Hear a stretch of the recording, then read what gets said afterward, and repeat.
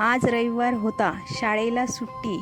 म्हटलं मस्तपैकी खमंग अशी कोथिंबीर वडी करू, म्हणजे गरमागरम सगळ्यांना खाता येईल. म्हणून मी कोथिंबीर वडी करायला घेतली, पण कोथिंबीर वडी तर करता करताच संपून गेली. त्यासाठी मी कोथिंबीर घेतली, ती बारीक चिरून घेऊन स्वच्छ पाण्याने धुवून घेतली. त्यासाठी मी 5-6 हिरव्या मिरच्या, लसूण आणि जिरेची एक पूड बनवून घेतली.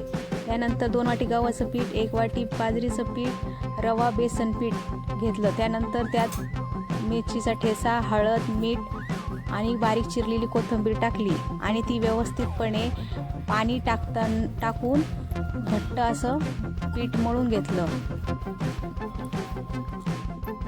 पीठ हाताला चिटकू नये म्हणून मी इथे थोडंसं तेल घेतलं. तेल हाताला व्यवस्थित लावून घेऊन आणि पिठाचे आपण हाताने दाबून असे लांब असे गोळे बनवू आणि चाळणीला पण तेल लावून घेऊ, म्हणजे ते त्यावर चिटकणार नाही आणि आपण असे एकावर एक पण ठेवू शकतो. त्यानंतर मी कढईमध्ये ते खाली पाणी ठेवलेलं आहे, त्याच्यावरती एक चाळणी ठेवली. आता त्यावर एक झाकण ठेवून घेऊ, म्हणजेच वाफ बाहेर जाणार नाही, आणि गॅस मोठा करून ठेवू आणि 15 मिनटं व्यवस्थित शिजून देऊ. तुम्ही बघू शकता आपले मुटकुळे व्यवस्थित शिजले आहे. आता आपण त्याला सुरीच्या साहाय्याने मस्त व्यवस्थित पातळ अशा चकल्या कट करून घेऊ. आता इथे ते पूर्ण थंड झाल्यावरच कट करा.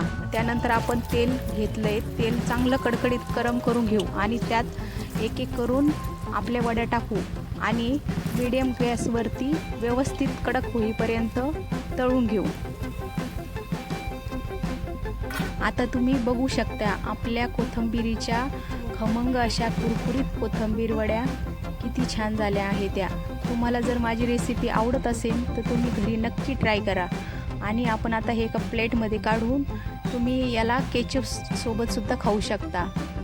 एकदम छान लागतो. पुन्हा भेटूया. Bye bye.